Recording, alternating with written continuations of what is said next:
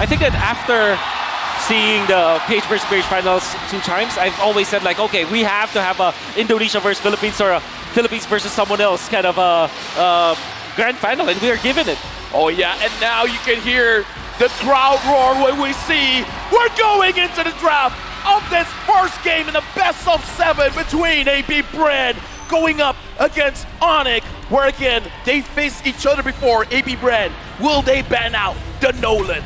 A big problem was that Nolan, and it seems like APBR this time they've swapped those sides. They want to pick it up for themselves. They want to bait ONIC to letting it go towards them. And for some reason, the Kaja still is there as the ban for APBR. Now with the Joy, they will ban out the 1-1, which obviously is one of the heroes that you don't want to give to ONIC, knowing how CW is good with it.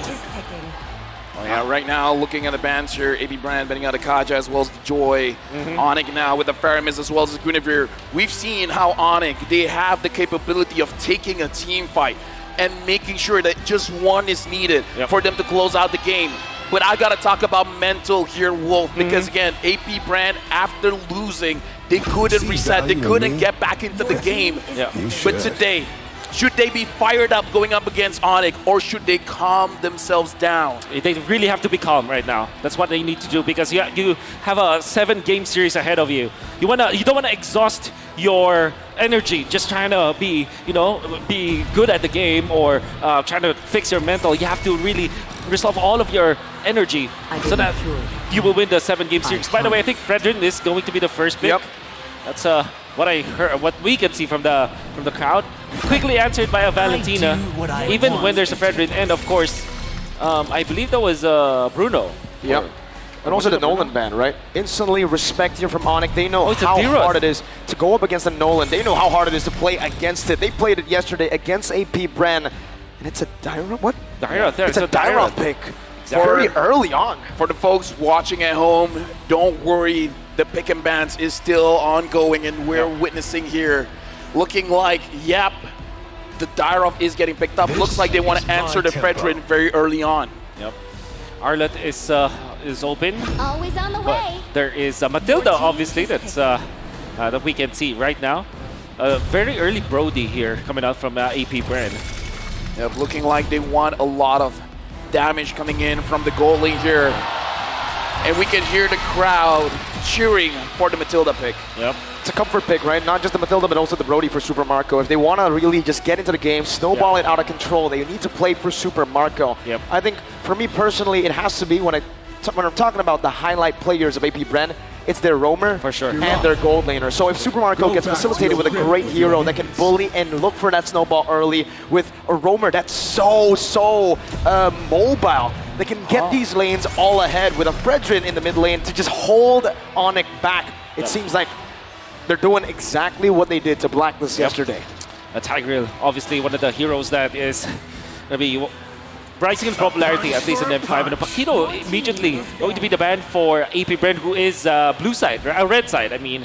Oh, they're blue side. Wolf. So that was ONIC banning Paquito. I gotta talk about the timings here, because looking at APBR, when they do have the Brody, the second turtle, the Brody will rotate to that turtle and join the team fight very early on, getting that 2-item power spike by that point. What is the timing for APBR here? What kind of pressure do they want to put on ONIC? You nailed it right in the head. It's the second turtle. And one thing that you'll notice about like Matilda Brody is that the Brody is much faster when it comes to farming because of that guiding wind. You're going to see like a cross-map play, like maximum range guiding winds that they min-max. And for sure that will be the timing. Second turtle going and they're going to be just completely ramaging through instead of ONIC. That's why ONIC went for the Tigreal, because they want to look for a stopper for this kind of aggression coming out from APBR. To the folks at home, we got our draft back here. APBR picked up the Fredrin Matilda as well as the Brody, while ONIC picked up the Valentina. This Dyrov, we can't say it's for Boots or Kyrie. Exactly. And as well as the Tigreal here, because we've seen ONIC play it both ways. At this point, I don't know. That's why you first pick it, and then eventually they'll get their marksman in the 4th pick.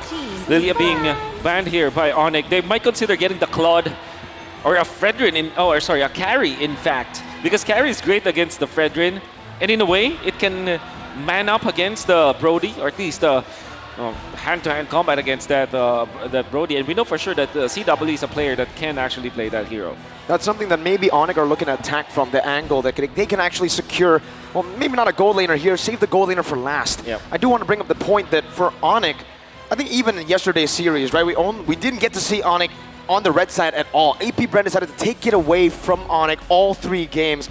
And the fun fact is, I feel like APBR did that intentionally. They know that ONIC have sublime win rates, phenomenal win rates on the red side, Yeb's favorite side, to try to outdraft their opponents. With the Bruno ban here, they've already secured the Brody. They want to really facilitate Super Marco, but ONIC's doing the same thing, but to few. They have first pick in second phase. They can deny even more heroes from APBR. Right now for ONIC, they banned out the Paquito. This looks like they don't want cross-map plays. They don't want any flanks coming in. What kind of marksman are they thinking to pick up? Yeah, that's why I felt Carry should be the pick for them, as well as something like a Clint that we know that CW have played before, maybe not in M5. That's Mari. So that's... Should be Claude. Should be Claude, yeah. There should I be believe Claude. it is a Claude pick coming in for ONIC. And okay. So Wolf, I got a big question here, right? They pick up the Claude, so they're trying to secure that and then hide that flex pick direct all the way to the end. Exactly. Is there a possibility we get an assassin here for Kyrie? There's a high possibility, especially if you don't go for another sustained hero here coming out from from APBR. I'm thinking like Angela Arlott for them. Arlott has a great combo with the Fredrin because of the amount of CC that you can get, so that you'll always refresh your dashes for the Arlott, and it's also a Flap TZ special. And then you supplement that with something like an Angela so that your Brody will be stronger. But they can also go for burst heroes, maybe Kadira, in fact, for a few in this particular matchup, because you want to go for burst now. You don't want to go sustained battle against ONIC. My question is it not too risky because there's a Fredrin as well as a Brody? Picking up any assassins, but I know Kyrie is the master assassin, the best assassin player in the world, but is it even possible with this kind of draft from coming from APBR? Against Minotaur, probably. Oh, a Thames. That is a Thames. Oh, wow. Looks like APBR finished up the draft with a Novaria as well as Thomas. That's right. I think you want to park your Dyroth in the XP lane and maybe get something like a backshot, for example. Is it actually still available? Yeah, backshot is still available, and it's actually pretty good for ONIC. You can go back to that, or maybe a Martis, in fact. Full aggression in the early game could definitely work, more mobility as well. But if you want best of both worlds, the Assassins will be a solid choice to go for. Dyroth flex into the jungle is what they decide to go for. The Terizla in the XP lane for Mr. Boots. Let me just say, looking at the draft coming in from ONIC, very strong when it comes to the team fight, but here's the thing, they can play a 4v5, that Claude can go to the side lanes. So that'll be all about damage for ONIC. But late game damage. I would say though, there is a massive combo between like all the physical damage leaders here coming out from ONIC. They have sustain from the Terizla, so that will be the guy to be in the front lines, and then the Targil to follow it up. Then you have the combo, Dyroth plus the Claude, right? For the additional penetration. That will be your damage source for the side of ONIC. Now going into this game, a reminder, this is going to be the start of the best of 7. Both teams, this is going to be a test of their stamina, of their mental. How are they going to survive this onslaught? And moreover, APBR, can they overcome what happened yesterday? We'll witness, can they do it in the Land of Dawn? Let's see if they can, man. The Dyroth into the Thamus lane. Thamus perhaps with vengeance, and then it gets real hard to go and all in.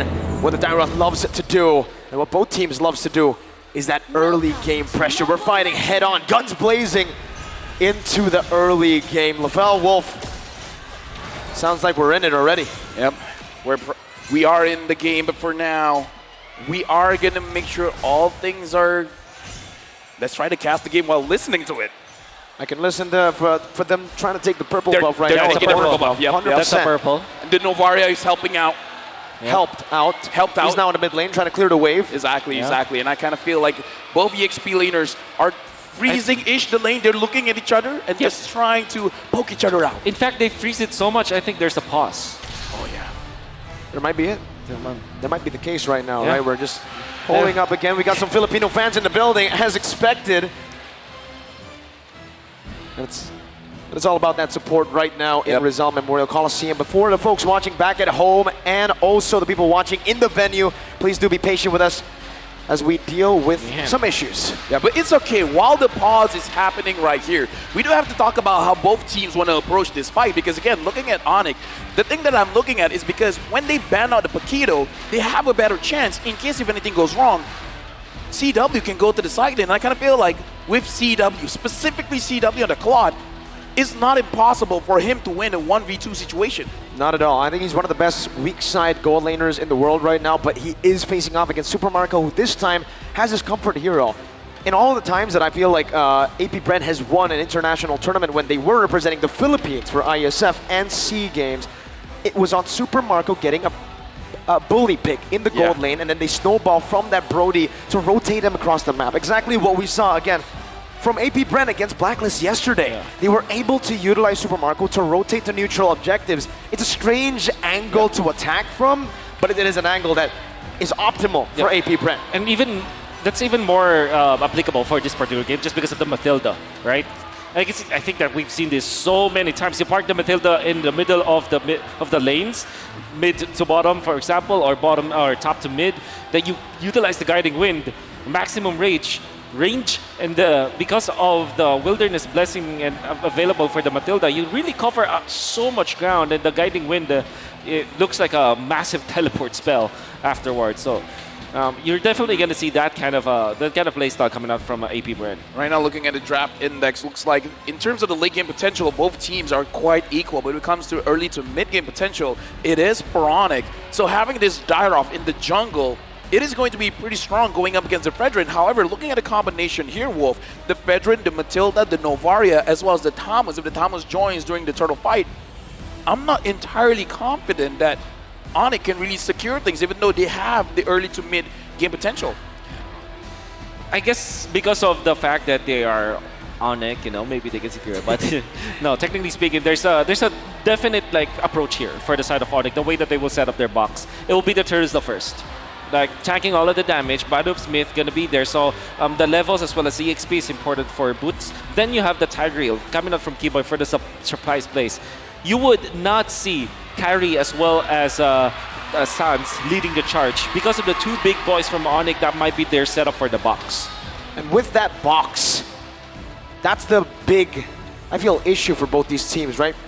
They want to try to set it up, but the other wants to try to make it as chaotic as possible. They want to try to attack from different angles, and I think with APBR's comp, that might be what they're looking for here. Yes. Attacking from different angles, using that Matilda to create havoc in these team fights. Yep. And Thama should be doing the same thing, right? If he got the Vengeance here, it'll be really, really hard for the Claude or anyone to even deal with it.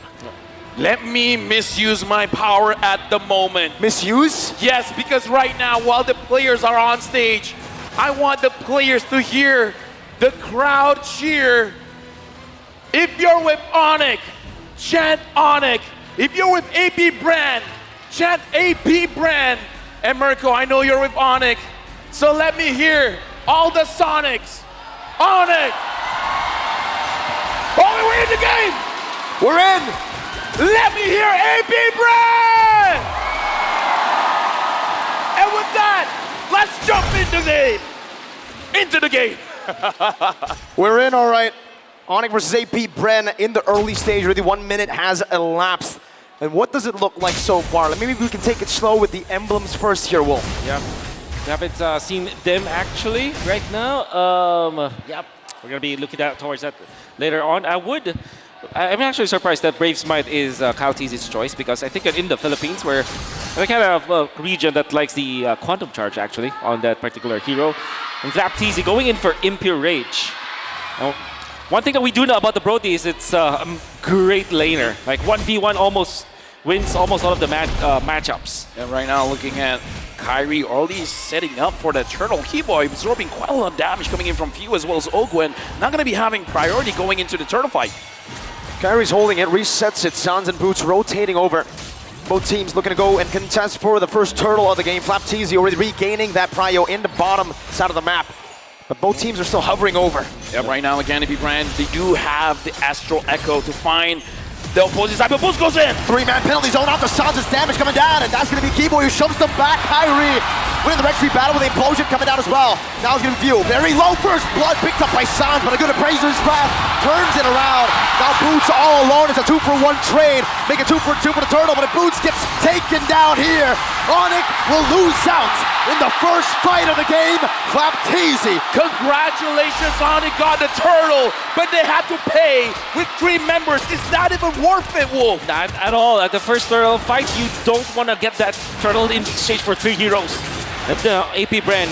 But a wonderful placement coming out from Flapteasy, just keeping his stabs up to Kyrie. Kyrie was way slow because of the control coming out from Flap. He still was able to get the Turtle, which is amazing, but the succeeding fight, because they were poked down so much, they didn't have any staying power anymore. This is why I was wondering, is it good for ONIC to fight around the Turtle? Because the poke coming in from AP Brand, as well as the heavy damage that they can put out.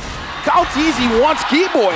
The CC, right? It's phenomenal. Kyrie jumping in, Sans is there as well with the help of CW. That's a 3-man circling eagle knockup. CW forced to use the defensive battle mirror image back to his own turret. Torn apart memory also used up there. A good shot off the CW under his tier 1. Oguin's looking for a dive angle.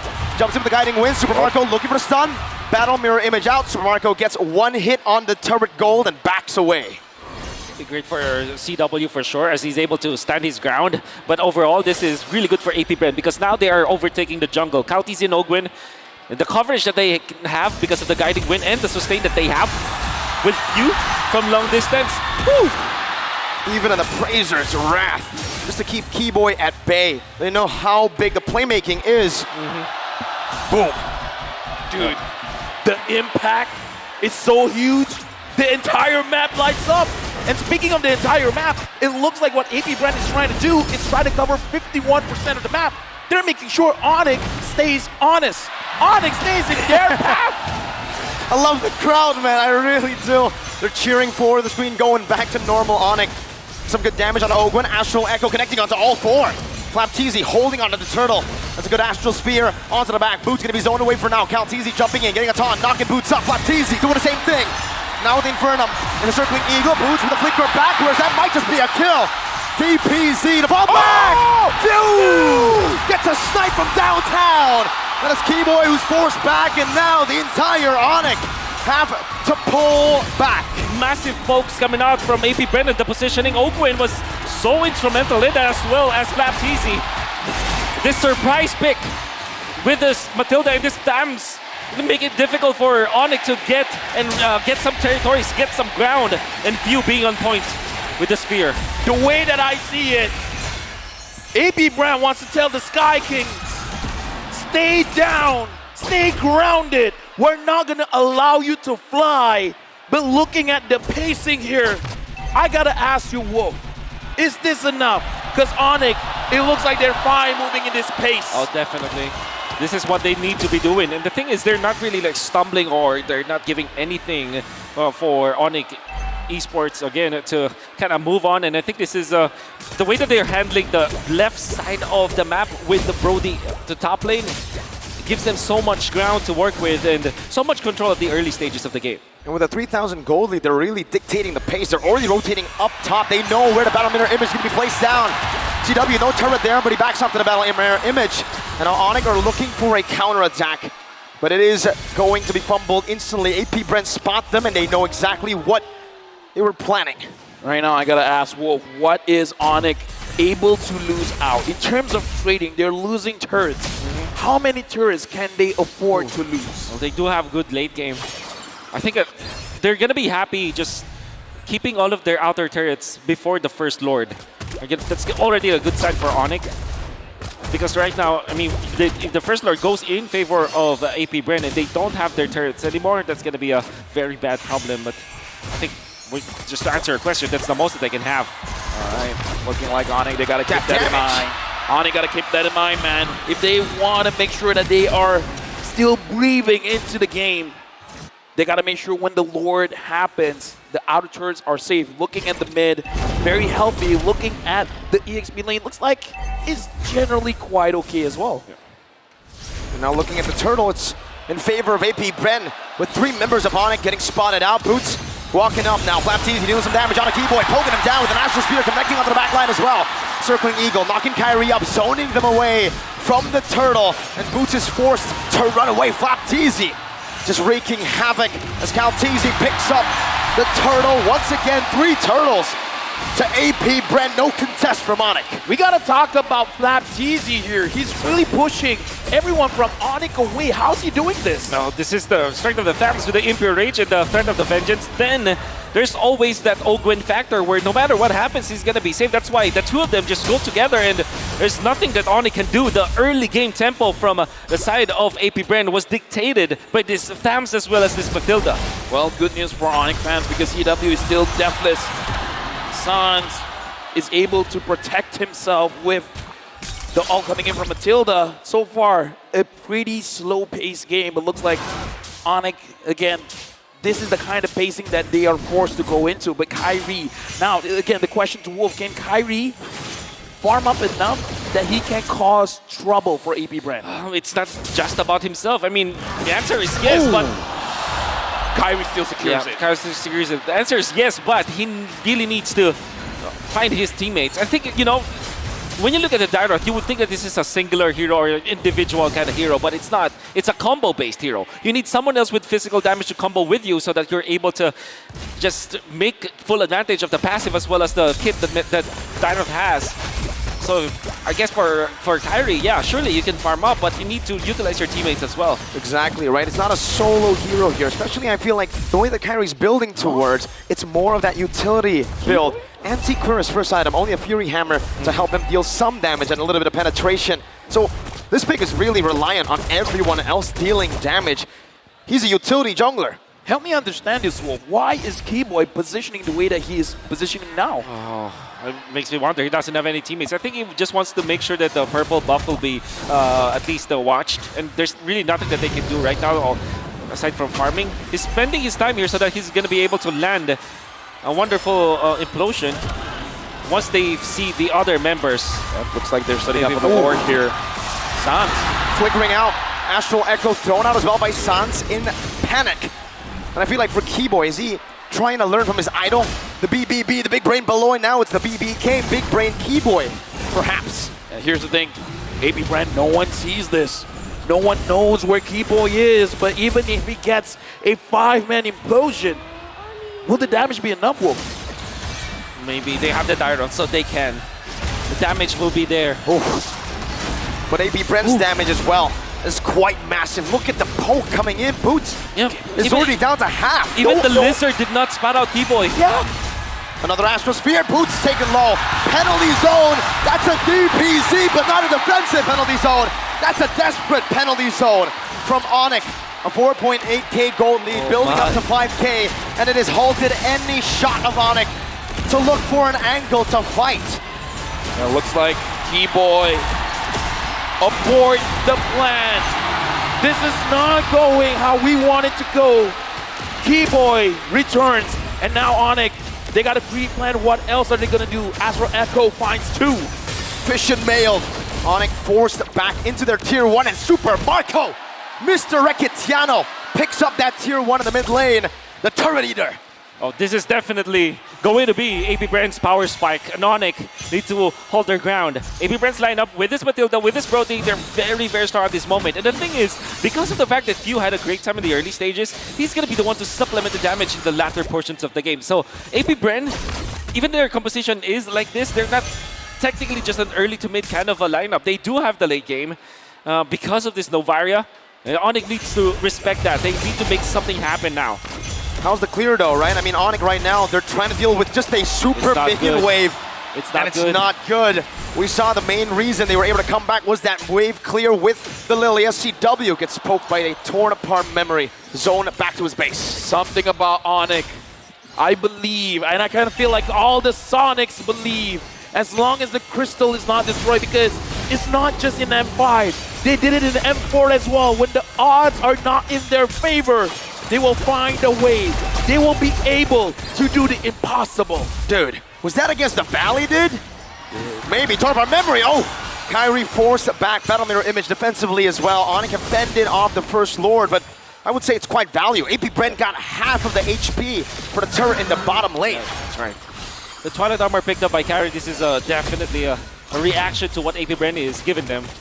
Going up against the Novaria. And if I'm looking at the heroes, the composition of ONIC, there's really no dive that can get to few. So I think that this is another problem that they have to go through. Even then, the front-to-back composition of AP Bren is also a thing of beauty because you have Laptizi all very, very farmed now with the Impure Rage as well as the Vengeance, and then you have Kaltizi to man the front lines as well. You have the Guiding Wind to start. The front-to-back of AP Bren is just perfect. Ogwen is a roamer, let me remind you. Yeah. And he's doing that much damage to CW. I really am curious to see how far behind CW is compared to Super Marco, right? Because Marco's been eating turrets, but it seems like in terms of levels, even damage earlier, CW has got quite enough. So let me just ask, because you were talking about how ONIC, based on their lineup, it's not going to be easy to catch Few. So if Few is not the target, who should be the target? Is it the front line? Is it Super Marco? I think ONIC will have to settle for the front lines, yes. Because that is the idea of the Dyrot anyways. Of course you can dive, but... Good shot again, Astral Echo. Now revealing a few members. Kyrie going to be engaged on right now with the Circling Eagle, the Tommy of Fraser's Wrath. You hear some strike coming down when it's on in time right now. It's actually an implosion out of the penalty zone. But it's still not enough. Super Marco is free hitting. That's a flicker and a torn upon memory. Good attraction by Sans. A good shot over. Sans dogging away. AP Bren looking for the end angle now. 7-1, 10,000 gold lead building. 2 members down for the Sky Kings. ONIC lost 2, and now everyone from AP Bren, they're marching forward. They're looking at the base. Laptizi goes in. The Hive in the building erupts. The way it's been cleared out, but the turret, the base, has been taken away. AP Bren snatch a victory from under ONIC's feet. This is the beginning of AP Bren telling ONIC no more. What happened yesterday was a fluke. If you give us an advantage, we're gonna take the win. A beautiful execution coming out from AP Bren, the way that they drafted their early game composition with the Brody as well as the Matilda. With the Frederick, that's the first pick. Who would have thunk that we did not look at this hero the entire M5, and now, during the Grand Finals, first picked by AP Bren. This is the level of world athletes. They made sure with 123 heroes in the game, never lose sight of the heroes that were once strong. They've used these heroes. They've mastered the heroes. They know how to execute it well. Even though it's not meta right now, they are the ones that create, that shape the meta. And with that being said, this has been an amazing game, but we need the assistant of both Leo as well as Gideon to tell us what happened in this game.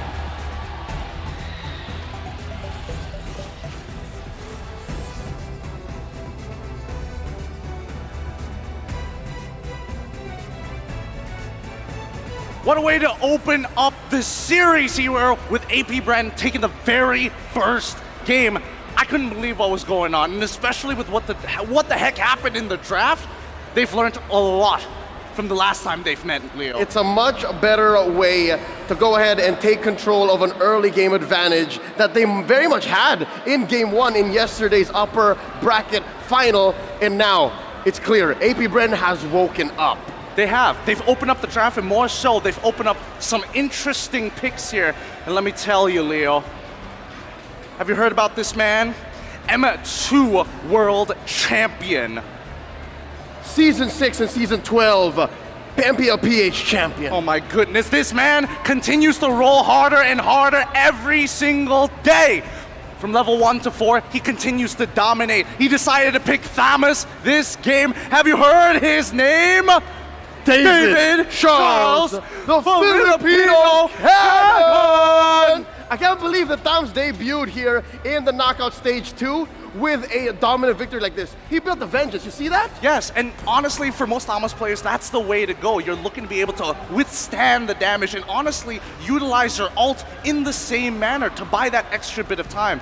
But you can see, for the side of AP Bren, it was clear that they wanted to play early game, and more importantly so, they had no real answer to the Thamus for at least the first 6 minutes, unless they were sending their gold laner over, but I don't know, CW, he was not leaving that lane anytime soon. Quick flashback to what happened exactly in game 1. First turtle was scored by ONIC, but at the behest of the rest of the team.